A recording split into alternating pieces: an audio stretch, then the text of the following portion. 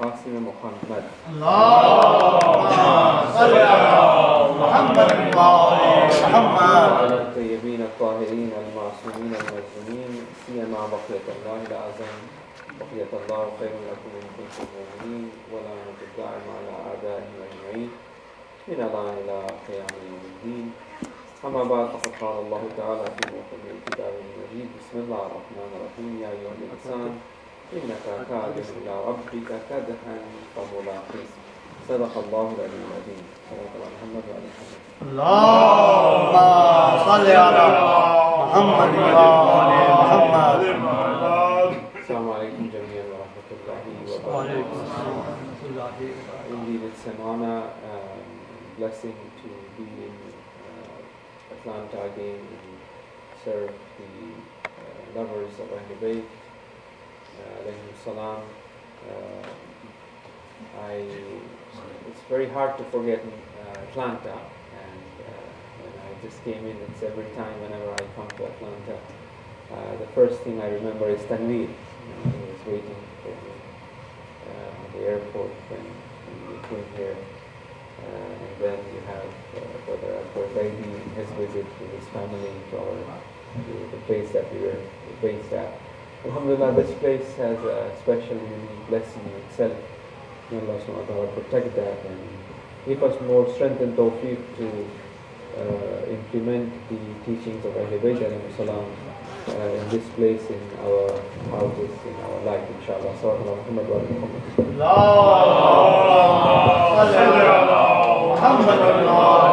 Muhammad. Before taking much of your time, I just want to briefly point out to few etiquettes that is required, particularly in Majalis of Abdullah Hussain alayhi salam, especially to our youth.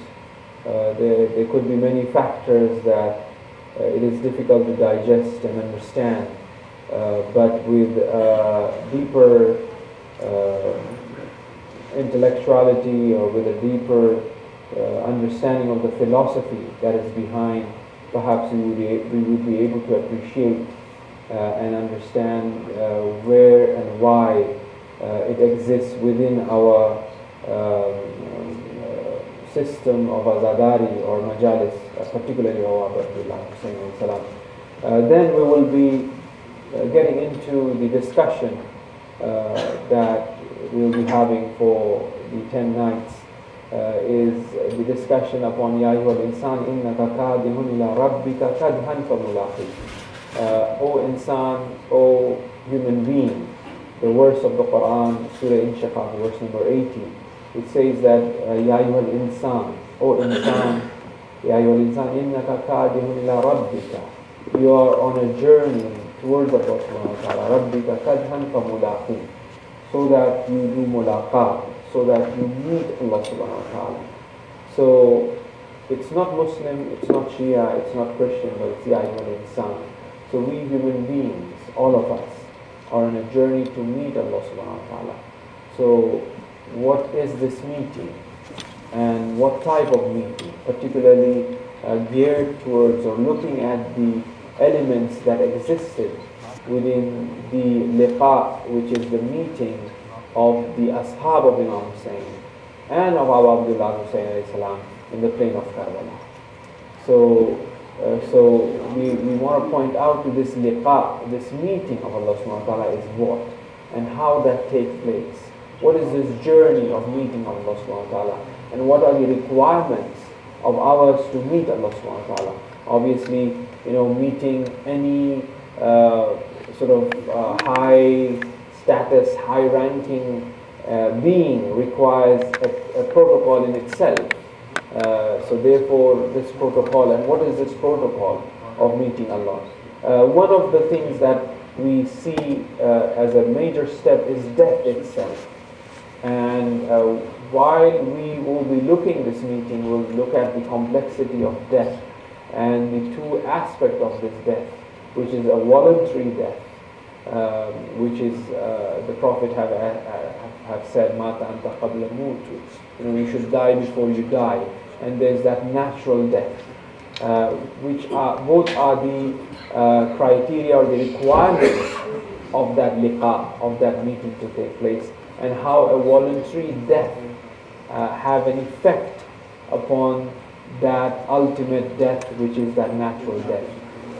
In regards to the voluntary death, I'll just mention very briefly, because what I want to focus tonight is sort of like, let it be an icebreaker, if you want to call, where we want to head in terms of this majalis of Abu Abdullah Hussain, the purpose of it. We'll look at that. Just to point out in the margin, see, our religion is not a religion on credit. You know, Jannat, oh inshallah, Jannat will come. You know, sawab, yes, so much sawab, it will come. You know, it's everything is in credit. Our religion is not. Our religion is present. It's here. You know, it's not like, oh, sawab will come in its place.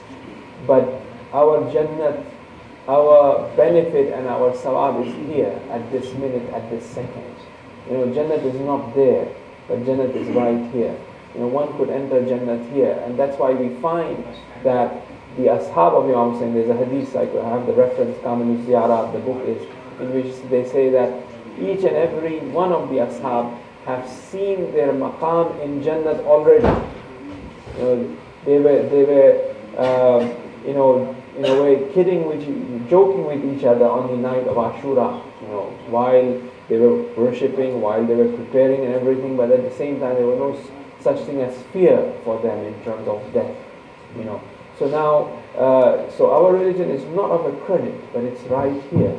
You know, it's not like Imam Zaman, oh, Imam Zaman will come. No, Imam Zaman is here, and there is a way of making that irtibat, making that connection to the Imam of the time. He's present here. It's not that Imam Zaman will come and we will meet Imam Zaman. No, that's not the case. You know, Imam Zaman are here, and we could, and there are instances that we have seen. People have met, people have recorded, you know, have experienced it, whether in a form of that ecstasy, whether in that form of, you know, Barzakh, oh, Barzakh will come. No, Barzakh is here. And one could enter Barzakh right while being here, while sitting here.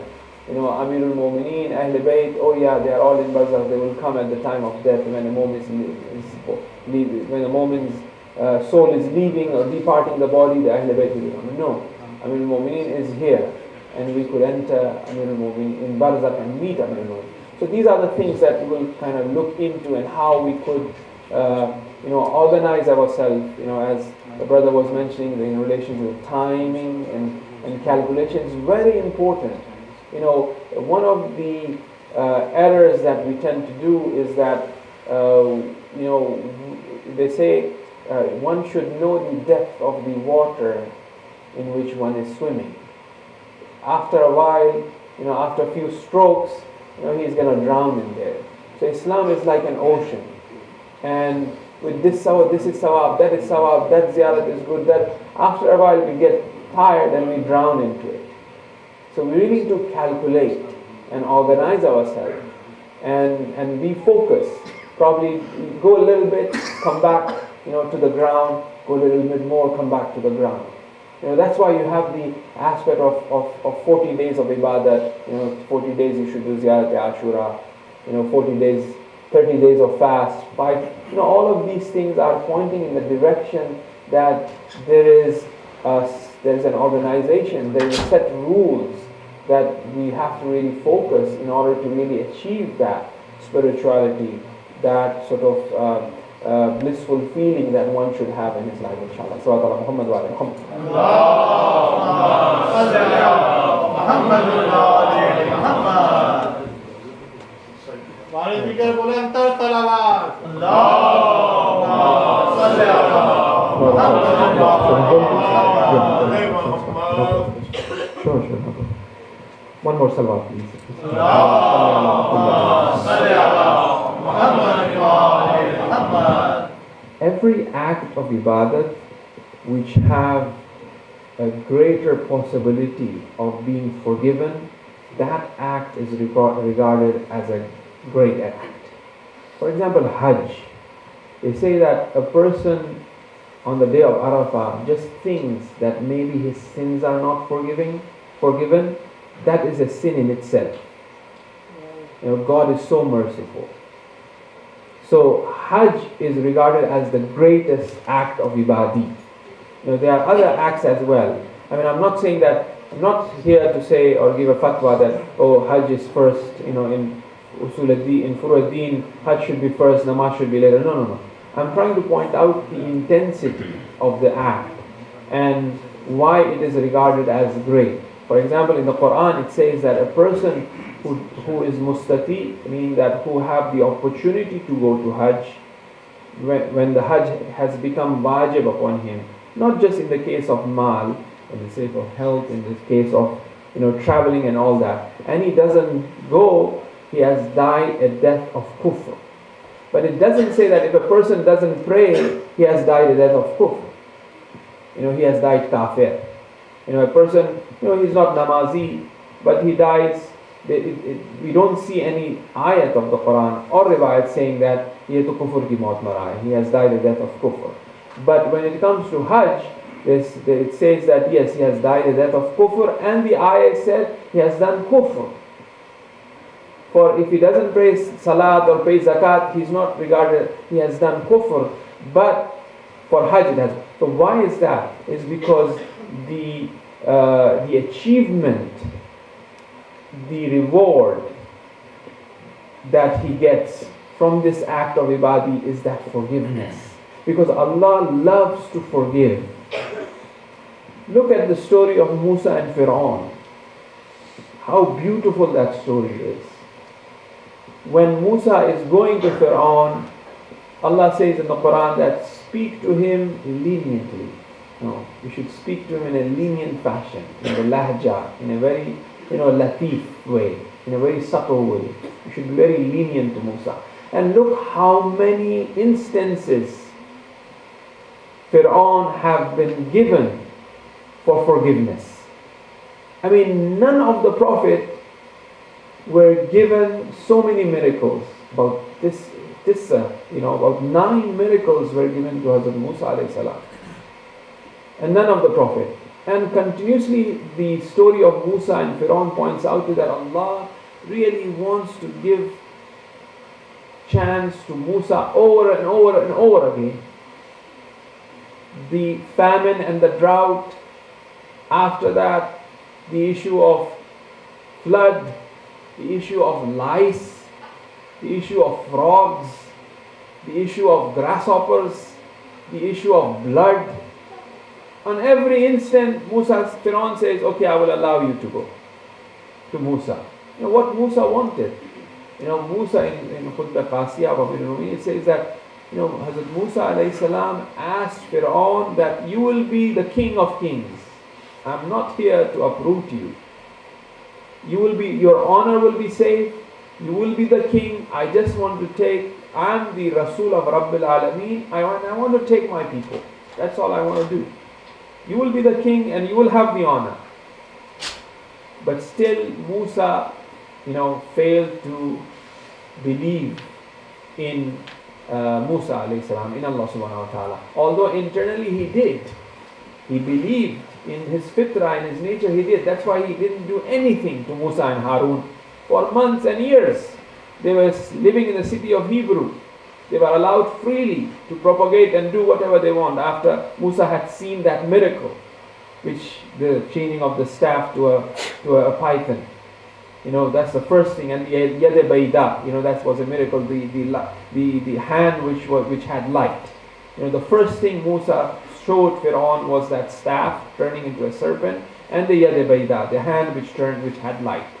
And after that, Fir'aun was shocked, was surprised, was perplexed, and asked their chiefs, the Mala, when they say the chiefs, they were chiefs, the counselors and the chiefs, what to do now, next.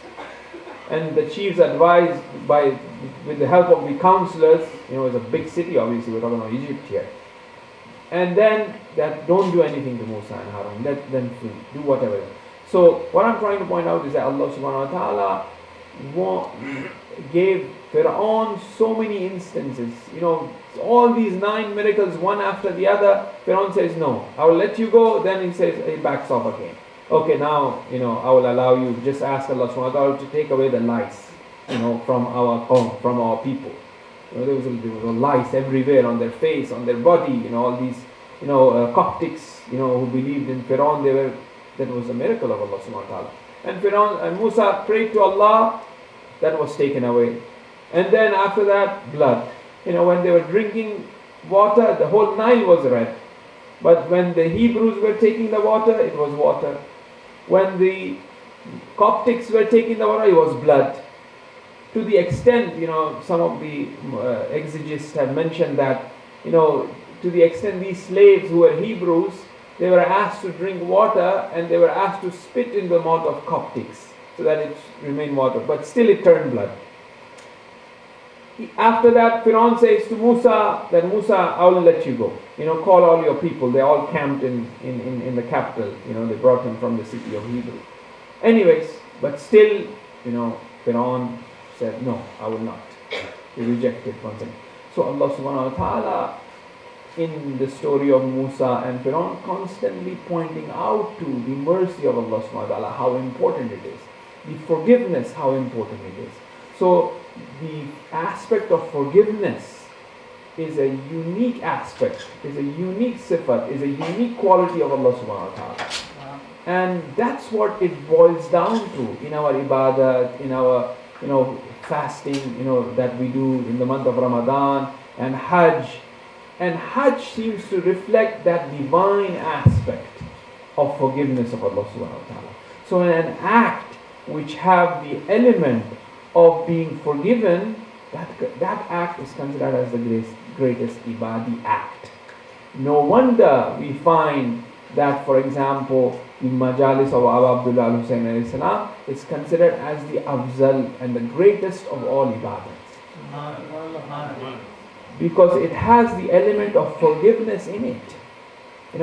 There's strong traditions. I have the reference here of Kamil Ziyarat, the book of Kamil Ziyarat, in which if a person cries or make his face like crying of Abu Abdullah al-Hussein alayhi salam, or just a drop of tear comes from his eyes, if that tear is even smaller than the wing of a mosquito, this will create a miracle, or this will put off the fire of hell. This will forgive him. Just this one arzish, the value of this tear for Abu Abdullah al-Hussein is so great that it is putting off the fire of hell. What is fire? وَمَا أَدْرَاكَ مَا هِيَ نَارُ الْحَامِيَةِ. What is this fire we're talking about? And how this fire has been put off by that tear which comes out for Abu Abdullah al-Hussein. Why is that?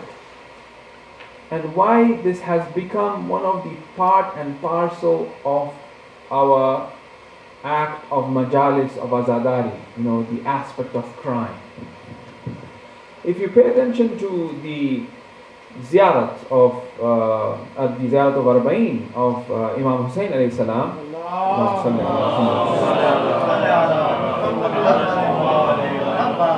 in which it points out to that where Abu Abdullah al-Hussein alayhi salam is being mentioned as As-salamu ala al-asir al-qurabat wa qatil al-abarat. Abara or abarat, which the root word comes from abarat, means that a tear. Qatil al-abarat.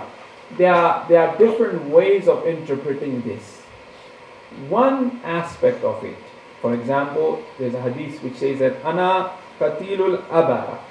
Ana qatilul abara means I have been killed because of tears. It's one interpretation where Ayatollah Saadat Parva, the reference that I have is from him, in which it says that when Usman was killed, when Usman was murdered, the third Khalifa, Hazrat Usman was murdered, in Sham they had majalis and they kept crying for Usman's death. and the murder of Usman. It was the habit of the Shamis. They had the shirt of Hazrat Usman, they bring it out and they cry it and they lament it. So they kept alive the habit of crying and tears. They kept alive the tears were flowing. That habit was kept alive. So when Imam Hussain is saying that I am the Qatilul Abara, I have been killed because of tears, is that they have kept alive the books and the hatred of Ali and the Awlad Ali, and now they have returned to kill me. So when we are reciting Ziyarat of Arba'een and the hadith which say that I have been killed because of tears, one meaning is that apparent meaning. And we do see that when the enemies were striking Abu Abdullah Hussain, they were saying that this is in return to Badr, for example. That your grandfather have killed us in Badr, and Hunayn, your father, have killed our forefathers. So they have kept alive the sunnah of crying. So when Abu Abdullah is saying that I have been killed, so this points out to, keeping aside the whole history, just looking at the phenomena of crying itself, to how powerful it is. Keeping aside who is, Imam Hussain, or who was killed and what happened, just the aspect of crying as a human being, as an insan, that how powerful it could be. That it could go to the extent of, at killing the grandson of the Prophet, even after knowing that he is the grandson of the Prophet. We are looking at the energy and the power of this crying, that how powerful it is. Philosophically, we are just investigating this concept of crying here. Why is it Imam Hussain continuously saying, I am the grandson of the Prophet, I am the son of the daughter of the Prophet. So he's trying to point out to that even after that you are doing this to me. So this aspect of crying that have brought to this extent now. So anyway, so going back onto what we were discussing, that when the ziyarat is saying that I've been killed because of tears, one meaning is that. The deeper meaning that we find in regards to I've been killed because of tears, or for tears, is because, now we need to, take a deep breath here. And that is because crying have the element of mercy. Crying itself as a phenomena, as a reality, have the element of mercy. When the child cries, if he makes a mistake, our heart melts. And we attend to the child, whatever he wants. Husband and wife, the tears of the wife is like a sword, isn't it? Everybody is saying yes. I don't want to get in trouble tomorrow, The sisters are in the back, It brings about mercy. It brings about, kindness from the heart that manifests out because of this act, because of this phenomena of crying.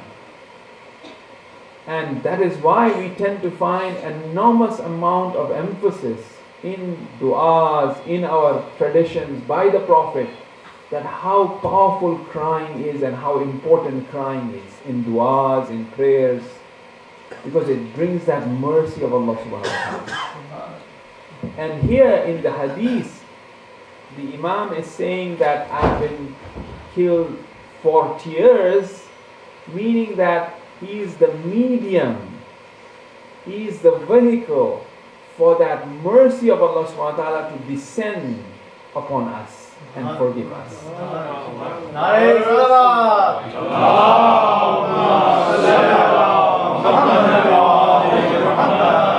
So a gathering of Abu Abdullah Hussain salam, is that it attracts the mercy of Allah subhanahu wa ta'ala through this flowing of tears that we do for Abu Abdullah Hussain salam. Because they are the medium of mercy. No wonder we recite in Ziyarat al-Jamia, wa Umana'ur Rahman. They are the minarets, Umana'ur Rahman. They are the minarets of mercy of God. No wonder Imam Hussain alayhi salam says to Shimr, "O Shimr, I will guarantee you the shafaat of my grandfather if you let me go," while he's about to slaughter Imam Hussain. Although Imam Hussain is not going to live, few hours he would have lived because of that three-headed pointed arrow which was hit on his chest, which was dipped in poison. And the amount of wounds that Imam Hussain alayhi salam had. And the tragedy in itself, what type of father would like to live after giving his son, 6-month-old son, in that fashion? You and I would not love to live, but Imam Hussain is asking that I want to live if you spare my life. In return, what is Shimr getting? Shafaat of Rasulullah. Why is that? وَأُمَنَاءُ الرَّحْمَنِ. Because they are the minarets of mercy. They are the minarets of mercy to their enemies themselves. And imagine how they would be for the lovers of them. Sallallahu Muhammad wa alayhi.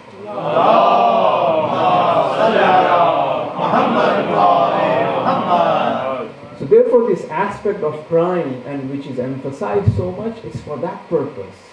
Because it has that philosophy behind it. Especially, I'm addressing our youth. I mean, we've been asked by our elders, and I myself remember that when we were little, and when we used to see our elders crying, we used to make ourselves force ourselves to cry. It was a big thing to do, and we used to rub our eyes so they should look red. I mean, these are the positive things that the culture gives, the culture of Ashura gives. And now when we kind of contemplate on what it is really, we come to the understanding that what is the deep philosophy behind that? Why is it emphasized so much? The issue of azadari, the issue of, mourning, sorrow, sleeping on the ground. There are many things that our elders used to do, not having meat, so on and so forth. All in all is in that direction. So therefore, one of the etiquettes or one of the morals or the behavior that one should perform when he goes in the azadari of Imam Hussain is that he should prepare himself, force himself, or at least look down and try to cry for the Masahib of Abbas,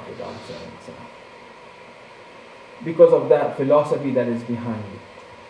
And it is not easy. It takes a bit of practice, and everything comes with practice. It's gradual, and eventually one reaches to that point that it flows.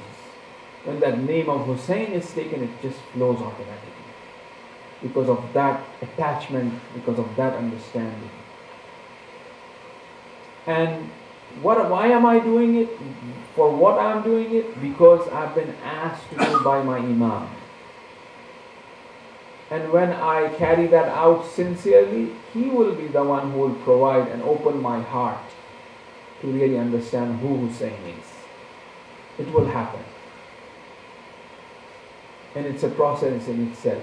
Now, when an azadari, when that special mercy of Allah subhanahu wa ta'ala manifests and reflects in the majalis of Imam Hussain salam, obviously it is a focal point of that mercy. Then it requires certain elements from us. Like for example a haji. A haji goes to Hajj, he has to fulfill the conditions and the criteria of attending that Hajj. He has to carry that out. On the same token, you have the majalis and the azadari of the way one should go in there, the way one should behave in there, the way one should sit in there. All these things come under that. I mean, unfortunately today we see, alhamdulillah, it's not here, the places that I have seen, people are sitting on their cell phones, texting, social networking, while the majalis is still going on, for example. Alhamdulillah, it's not there, it's not the place that I've gone before as well, but in other states I'm talking about. So busy. These are not the etiquettes and the akhlaq of azadari of Imam Hussain.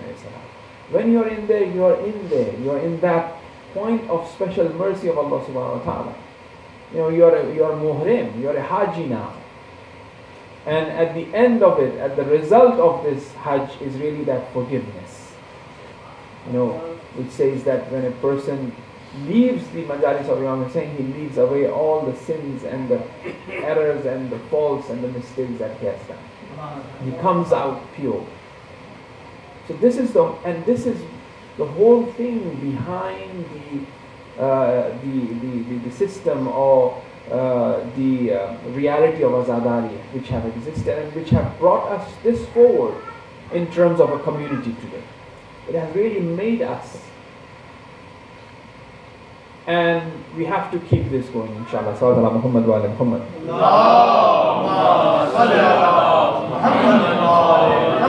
Now, just introducing the topic which I mentioned earlier, that we will look into Ya ayyuhal insan innaka kadihun ila rabbika kadhan famulaqi, for that mulaqat. Now, one thing is for sure that these are the nights, these are the 10 nights that we really gather here, we come here and we sit here, and it's a blessing from Allah subhanahu wa ta'ala through Imam Hussain alayhi salam that allows us to really look into our deen, our religion, ourself, and where we are heading.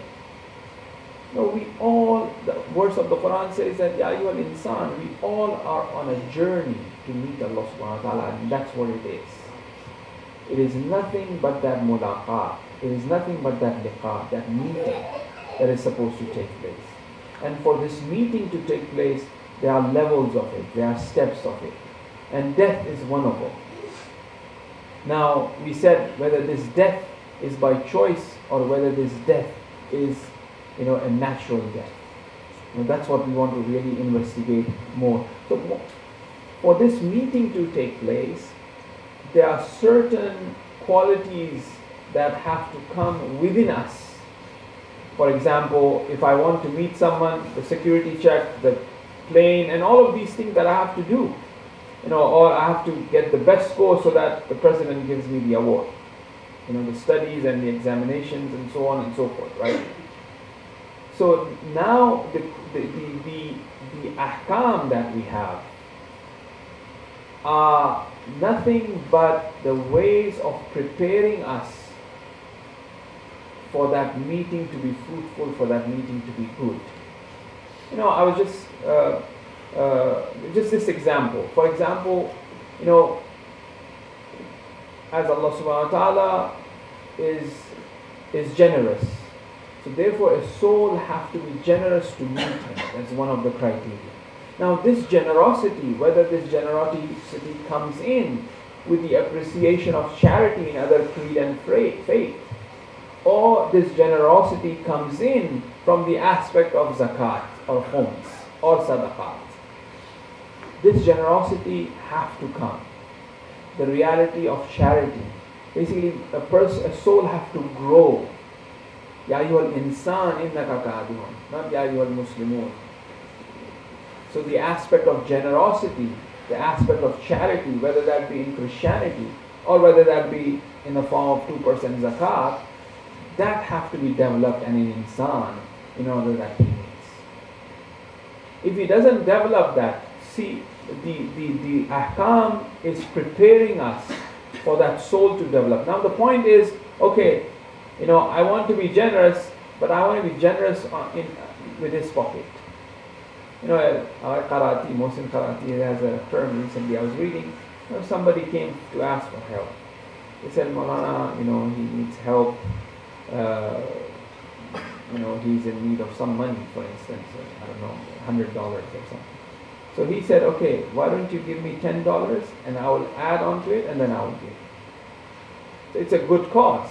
If someone comes to, somebody came to me, and usually it's the case, right? You're the Maulana, so they come to you, and I went and asked somebody, please, help him out, So the guy said, okay, Maulana, you give something, then I'll add on to it and I'll give. That's the way it's supposed to be, So therefore, the aspect of generosity which is required for that mulaqat to take place is whether that be through that zakat, and this zakat is not that I take it from others' pocket and give zakat, and I'm giving zakat at the same time. No. I'm giving zakat with sincerity. I'm being generous with sincerity. That's what it is. And that's what makes me generous in terms of my soul, in terms of my spirit. And then it will help me in that mulaqat to take place, in that meeting to take place. If not, then you have this as it's a journey. You have the element of death, you have the element of barzakh, where this regardless whether I want or not, this quality of generosity must come within my soul in order that meeting to take place. That's why they say that in barzakh, they will be put in punishment, atonement, and then they will be called back and they will be asked that who is your Lord, for instance. If they remember that is Allah, then they will move up. If not, then they will put back again. Once again in the issue of the reflection of Fir'aun. Fir'aun died, let me be critical enough to say, Fir'aun died a moment. He brought Iman upon the Lord of Musa and Harun before he died. And his body was saved, right? However, whether he brought Iman, and this bringing of Iman was that instance. And when he's in Barzakh, he's back onto his own character or the qualities that he has developed within him of being keen or being, arrogant. He fell onto that. For that instant he did. But as he was used to, being arrogant, he will fall onto that old quality that he has. So I need to be generous, not just that, okay, one time I give 2% zakat. Every time I have to keep on doing it. Every time I have to pray 5 times a day. Every time I have to be, kind to my parents all the time. Do not say oof in front of them, period. So it's a continuous thing that you have to. So now he will suffer even in Barzakh, although he had brought that Iman. And that is why that this is on the day of judgment, you have Fir'aun and the stuff of him who will be, in hellfire. So that means that even in Barzakh, because the quality that he has developed of being arrogant so much, and he was so much attached to it, it will be difficult for him to separate from it. But they were souls